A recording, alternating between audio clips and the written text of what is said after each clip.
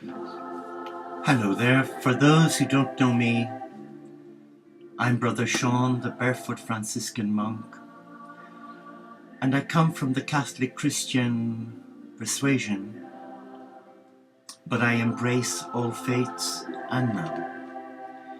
And the topic of this short video is to try and see some basic common sense and a humane understanding towards those who engage in taking their own life. Recently, a client of mine made contact with me, and I sensed that something was wrong. And then through the conversation, it became clear that their hearts were so heavy and troubled because they discovered that their son had taken their own life. And what complicated things more was the fact that as that person was a Catholic, the teachings of the Church must have filled her with great anxiety, because it doesn't show any loving response whatsoever. Because the old teaching that many of us as Catholic Christians were given was that those who commit suicide usually end up going to hell.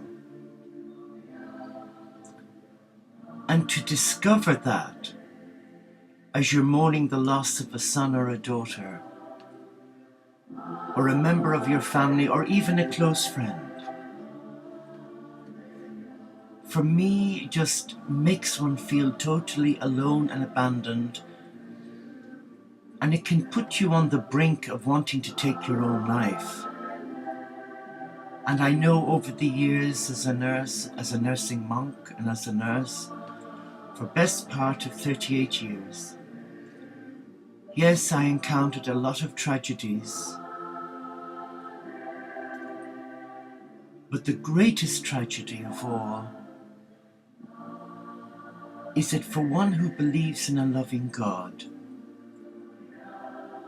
to try and fathom why would one consider taking their own life. But it is not for me to judge.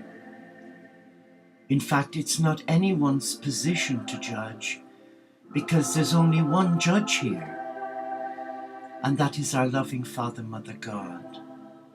And I believe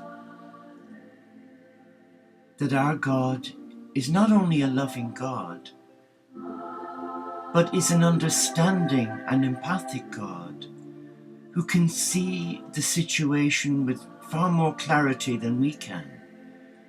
We can only see the circumstances as they present themselves. And I know some religions and various people who are part of the Abrahamic faith,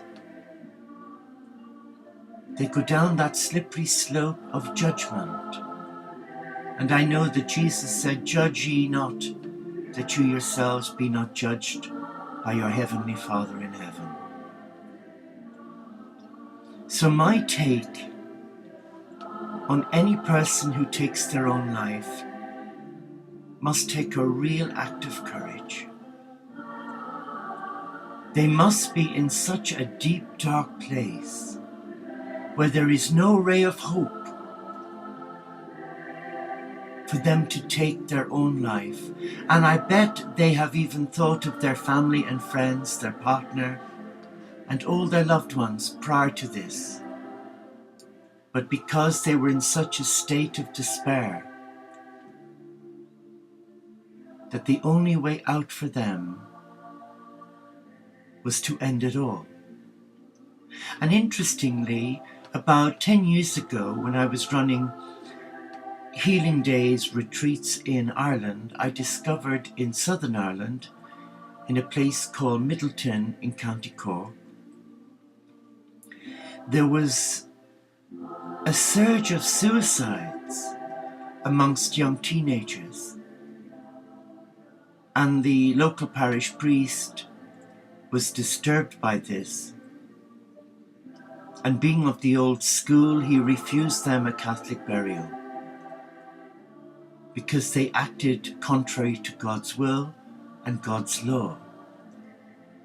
But then I heard several years later that there was a younger priest who had a more compassionate view and stepped outside and stepped into a different belief system where he believed that as a child of God they had a right to a dignified burial so that there would be closure. The problem with suicide is that the survivors have no closure. And in the pastoral counselling and support that I've offered clients dealing with the same issue, what is so painful for them is that they've had no closure. There is a lot of guilt, recrimination, and some have even gone to lose their faith in a loving God. So my response to all of this is to come to you as one who loves God, who's in service to God as an enclosed monastic. And I'm here not representing any church or religion, but I come to you as a brother, one in service. And I come with a hand of friendship. And I offer you words that are given to me so many times by Jesus.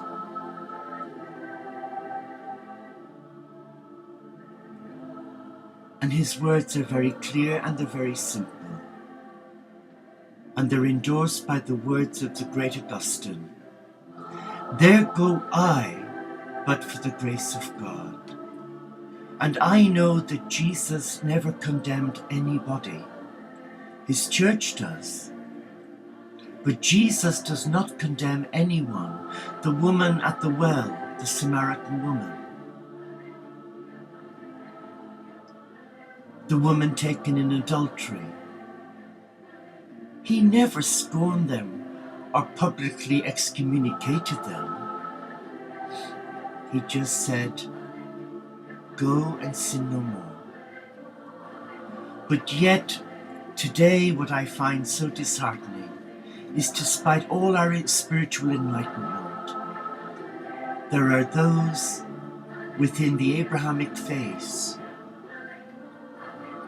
who have a tendency to judge rather than take on board the whole situation and try and enter the mindset of the person who committed suicide.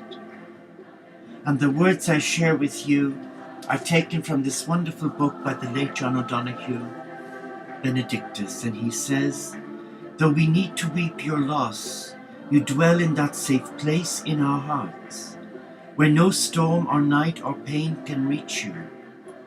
Your love was like the dawn brightening over our lives, awakening beneath the dark a further adventure of colour. The sound of your voice found for us a new music that brightened everything. Whatever you enfold in your gaze, quickened in the joy of its being, you placed smiles like flowers on the altar of the heart. Your mind always sparkled with wonder at things. Though your days here were brief, your spirit was alive, awake, and complete. We look towards each other no longer from the old distance of our names. Now you dwell inside the rhythm of breath, as close to us as we are to ourselves.